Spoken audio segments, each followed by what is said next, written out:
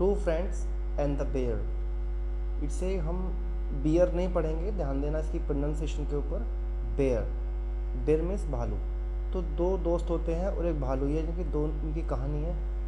English की story पढ़ना क्यों ज़रूरी है, आपको इस स्टोरी को पढ़ने के बाद मालूम चलेगा कि जो हमारी स्पोकन इंग्लिश है या ग्रामर है, दोनों को जो स्ट्रॉन्ग कर सकते हैं हम, तो सबसे बेस्ट तरीका जो है वो है आपका स्टोरी रीड करना। अगर आपको इंग्लिश में प्रॉब्लम आती है, बोलने में दिक्कत आ रही है, सेंटेंस की स्ट्रक्चर समझने में दिक्कत आ रही है, या इंग्लिश बोलने से पहले हिंदी में सोचते हैं, या आपको फॉर्म्स को प्लेस करने में प्रॉब्लम आ रही है, तो आप स्टोरी रीड करें। ठीक है, तो हमारा एक छोटा सा प्रयास है, आप बने रहिए और देखिए। ज़्यादा नहीं है, मात्र ये 5 मिनट की स्टोरी होगी, तो ऐसे 2 पैरा है, दो पैराग्राफ हैं, तो इसे हम जल्दी ही ख़त्म करेंगे। Let's get started. जैसे कि आप देख पा रहे हैं, विजय एंड राजू। विजय और राजू क्या होते हैं, वर फ्रेंड्स, दोनों दोस्त होते हैं। इसमें कहीं भी अगर कोई डाउट आएगा, कोई नई चीज़ सीखने को मिलेगी, तो मैं उसे आपको एक्सप्लेन करूँगा। विजय एंड राजू वर फ्रेंड्स। विजय और राजू दोनों दोस्त होते हैं। दो दोस्त तो ऐसा लगा रखा है यहाँ पे, ऑन अ हॉलीडे, एक छुट्टी के दिन, they went into a forest.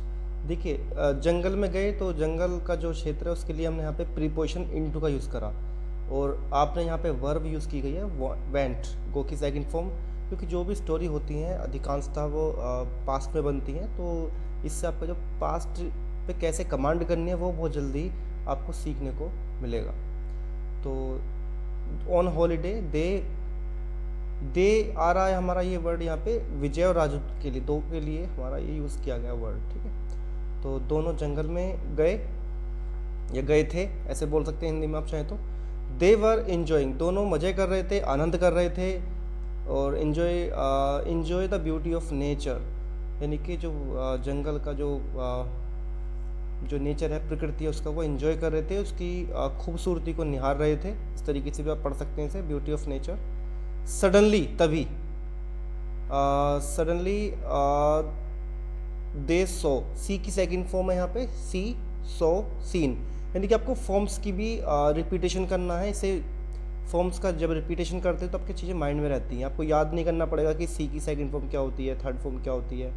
They so a bear, एक भालू को देखते हैं, कमिंग, जो कि आ रहा होता है। देखिए यहाँ पर आईएनजी फॉर्म यूज़ करा है क्योंकि वो मूवमेंट, एक्शन ले रहा है। कमिंग एट दैम, उनकी तरफ, एक भालू जो कि उनकी तरफ आ रहा है, वो एक भालू को देखते हैं। दे वर फ्राइटन, फ्राइटन मतलब अब डर जाना, वो दोनों दे वर फ्राइटन, ये बहुत स्ट्रक्चर अच्छी है। देखिए जब भी is am are, was were, इनके बाद में जो ये इस तरह की फॉर्म आती है ईडी, तो यानी कि ये हमारा एज ए एडजेक्टिव काम करता है, विशेषता बता रहा है, स्टेट बता रहा है, यहाँ पे कोई काम नहीं कर रहे, यानी कि वो दोनों डर गए। दे वर फ्राइटन, और फ्राइटनड नहीं बोलेंगे, डी के ऊपर स्ट्रेस नहीं करना, हमें बहुत सिंपल बोलना है, बहुत लाइटली बोलना है, स्लाइटली बोलना है, फ्राइटन, वो दोनों डर गए। तो फ्राइटन का मतलब होता है डर जाना, एडजेक्टिव आ रही है यहाँ पे ये। और चूंकि आपने अभी वॉज पर पढ़ा होगा, तो वॉज पर में आपने एक्शन फर्स्ट फॉर्म आईएनजी के रूप में पढ़ा है, जो कि क्रिया को शो करता है, पास्ट में कोई काम चल रहा है लगातार। लेकिन अगर इस तरह का सेंटेंस आ रहा है जहाँ पे ईडी लग रहा है was were is am are के बाद, तो वो आपका स्टेट शो करेगा, यानी कि अवस्था को दर्शाएगा। ठीक है, और मोस्टली वो हमारा एडजेक्टिव के रूप में ही सेंटेंस बनाया जाता है। नेक्स्ट है राजू हु न्यू, राजू जो कि जानता था। क्लाइंबिंग, क्लाइंबिंग नहीं पढ़ेंगे, बी को स्ट्रेस नहीं करना है, बी साइलेंट रहेगा। कुछ वर्ड्स इंग्लिश में क्या होता है कि लगभग 30% वर्ड साइलेंट होते हैं, तो आपको हर एक वर्ड का एक अलग फॉर्मूला है, अलग एक एक्सेंट है बोलने का, तो ध्यान देना है। दे राजू, और राजू के लिए हु वर्ड यूज़ किया गया है। हु माने कौन होता है, लेकिन यहाँ पे कौन से मतलब नहीं है, हु का दूसरा मतलब होता है जो कि, यानी कि राजू के लिए, ये राजू के लिए वर्ड बोला जा रहा है। राजू जो कि जानता था, नो मीन्स जानना, सेकंड फॉर्म आ रही है। क्लाइंबिंग, पेड़ पर चढ़ना, क्लाइंबिंग ट्रीज, पेड़ पर चढ़ना। रैन अप टू अ ट्री, और वो भागा, सेकंड फॉर्म है रन की। रैन अप टू अ ट्री, पेड़ की तरफ, पेड़ के ऊपर। ठीक है, अप टू मतलब ऊपर की तरफ। एंड क्लाइम, अब यहाँ पे देखो क्लाइंबिंग था, चढ़ रहा था पेड़ पे वो, लेकिन यहाँ पे चढ़ गया। क्लाइम अप क्विकली, वो पेड़ पे वो चढ़ गया। क्लाइम्ड नहीं पढ़ेंगे, क्लाइम्बिड नहीं पढ़ेंगे। देखिए इंग्लिश में क्या है, सबसे इंपॉर्टेंट होता है प्रोनाउंसिएशन आपका, तो ये आपको धीरे धीरे आएगा, एक रात में नहीं होगा। आपको हर वर्ड को सही से बोलने की कोशिश करें तो ये आपकी फिर हैबिट बन जाएगी। Climbing, climb up quickly. He did not think, उसने नहीं सोचा ऑफ विजय, विजय के बारे में उसने नहीं सोचा, या विजय के ऊपर उसने ध्यान नहीं दिया। अब देखो दो मतलब निकल सकते हैं इसके, तो आपको अपने हिसाब से इसमें सेंटेंस के हिसाब से सोचना है। विजय डिड नॉट नो, विजय नहीं जानता था क्या, ट्री क्लाइंबिंग, पेड़ पर चढ़ना। विजय थॉट, विजय ने थिंक की सेकंड फॉर्म में, विजय ने सोचा फॉर एक second. Vijay thought for a second, उसने एक पल सोचा। क्या सोचा?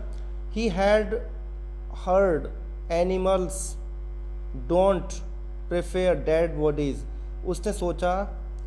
ही हैड हर्ड, उसने सुना था, हियर की सेकंड फॉर्म है ये, इसे हियर्ड नहीं पढ़ेंगे। फिर मैं बार बार आपको इसलिए जोर डाल रहा हूँ कि आप वर्ड को सही से कैच करें। ही हैड हर्ड मन सुनना, उसने सुना था क्या, एनिमल्स जो होते हैं, जानवर होते हैं, डोंट प्रीफर, वो पसंद नहीं करते हैं डेड बॉडीज़ को, ठीक है। यानी कि जो जानवर होते हैं वो मरा हुआ इंसान या मरा हुआ जो डेड बॉडी होती है उसे खाते नहीं हैं। He fell to the ground, वो ज़मीन पर गिर गया। And held his breath, hold की सेकंड फॉर्म है ये, हेल्ड हिज ब्रीथ मतलब उसने अपनी सांसें रोक ली। ब्रीथ सांसें रोकना, ब्रीथ में सांसें होती हैं। और द बेयर स्निफ का मतलब होता है सूंघना। आपने सुना होगा जो पुलिस कुत्ते रखती है किसी मर्डर वगैरह में, जो कुत्तों को साथ में रखते हैं तो उसे स्निफर डॉग बोलते हैं। तो इस वर्ड को उससे कनेक्ट करिए ताकि आपको ये वर्ड याद रहे। स्निफ्ड मतलब सूंघा, उसने सूंघा, किसने? बेयर ने, भालू ने। हिम, उसे सूंघा। एंड थॉट, उसे लगा ही वॉज डेड, कि वो मरा हुआ है। देखिए यहाँ पे फिर ये अवस्था शो कर रहा है, ही वॉज डेड, कोई क्रिया नहीं है, एक स्टेट शो कर रहा है यहाँ पे। तो ये आपको छोटी छोटी चीज़ें सीखनी पड़ेंगी बेसिक लेवल पर। सो इसलिए ही वेंट अवे, इसलिए वो दूर चला गया। अवे मतलब दूर चला गया, वेंट माने चला गया, और अवे मीन्स दूर, वो दूर चला गया। ये ही बेयर के लिए आ रहा है, भालू के लिए आ रहा है। अब ये नहीं कि ही केवल लड़का होता है, ही हमारा एनिमल के लिए भी आता है। यहाँ पे आप देख रहे हैं लाइव। राजू आस्क्ड नहीं पढ़ेंगे, मैंने जैसे स्टूडेंट बोलते हैं आस्क्ड नहीं बोलना है, आस्क्ड। जब भी डी आ रहा है लास्ट में तो बहुत आपको स्लाइटली बोलना है, डी के ऊपर स्ट्रेस ना के बराबर करना है। तो बोलेंगे राजू आस्क्ड। आप चाहे तो कॉपी कर सकते हैं, जिस प्रकार मैं बोल रहा हूँ आप रिपीट कर सकते हैं वीडियो को। राजू आस्क विजय से पूछा उसने या कहा। आस्क के दो मतलब होते हैं, कहना और पूछना। What did the bear whisper? Whisper मतलब कान में कुछ कहना, हल्के से कुछ कहना, कानाफूसी करना। तो बहुत अच्छा वर्ड है ये, नोट कर सकते हैं, मैंने निशान लगा रखा है पहले से। What did the bear whisper? भालू ने क्या कहा? Into your ears। देखो ईयर्स भी लिख दिया यहाँ पे इन्होंने, अगर नहीं भी लिखते तो भी इसका मतलब कान में कुछ कहना होता है धीमे से।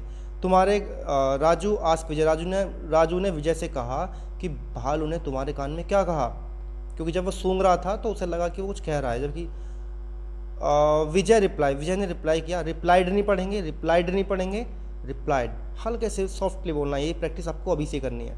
विजय रिप्लाइड। अब ये आपके माइंड में क्वेश्चन आ रहा होगा कि अगर आप रिप्लाइड नहीं बोलेंगे तो सामने वाले को कैसे पता चलेगा कि हम पास्ट की बात कर रहे हैं। तो आप उसकी चिंता ना करें, क्योंकि स्टोरी के जो पहले सेंटेंस है वो बता देते हैं कि आप किसकी बात कर रहे हैं। जैसे यहाँ पे डिड आ गया तो ये पास्ट की बात चल रही है, यानी कि जो अभी यहाँ पे होल्ड की सेकंड फॉर्म आई है हेल्ड, तो यानी कि सेकंड फॉर्म से चल जाता है मालूम कि हम पास्ट की बात कर रहे हैं। तो सेंटेंस इंटरकनेक्टेड होते हैं एक दूसरे से, you don't worry about it. The bear ask me, भालू ने मेरे से कहा। क्या कहा? टू कीप अवे, दूर रहो। कीप अवे मतलब दूर रहना, बहुत अच्छा वर्ड है, नोट कर सकते हैं आप इसे, ठीक है। तो ये छोटे छोटे वर्ड्स की आपको प्रैक्टिस करनी है। कीप अवे फ्रॉम फ्रेंड्स, भालू ने मेरे से कहा कि ऐसे दोस्तों से दूर रहो, लाइक यू, जैसे कि आप हो। And went on his way, और वो अपने रास्ते चला गया, अपने रास्ते बढ़ गया, ठीक है। अब देखिए क्या मोरल है स्टोरी का, बहुत अच्छी है। A friend is in need is a friend in deed, यानी कि जो दोस्त होता है in need, a friend in need यानी कि ज़रूरत के समय जो दोस्त काम आता है, is a friend in deed, वास्तव में वही सच्चा दोस्त होता है। तो ये छोटी सी स्टोरी हमने बनाई है, आप इसे वीडियो को पॉज कर सकते हैं, वर्ड नोट कर सकते हैं। कहीं भी कोई डाउट है कोई टेक्सचर समझ में नहीं आ रही है, लेट मी नो। मैं आपका नंबर अभी आपको इस नंबर पे जो दिख रहा है आप इस पर कांटेक्ट कर सकते हैं। तो छोटी सी स्टोरी ये है मेरे पास किताब बच्चों की, आप इसे मंगा लीजिए और दुकान से जाके कोई भी आप अपना इंग्लिश को इम्प्रूव कर सकते हैं। देखिए आपकी प्रॉब्लम है तो आपको सॉल्व करनी है, डोंट कंपेयर विद एनीवन, किसी से कंपेयर नहीं करना है। तो ये छोटी छोटी चीज़ें ही आपको बड़ा चेंजेस आपकी लाइफ में लाएंगी। और वीडियो यदि अच्छी लगी हो तो प्लीज़ कमेंट करें, लाइक करें और शेयर करें। Thanks for watching.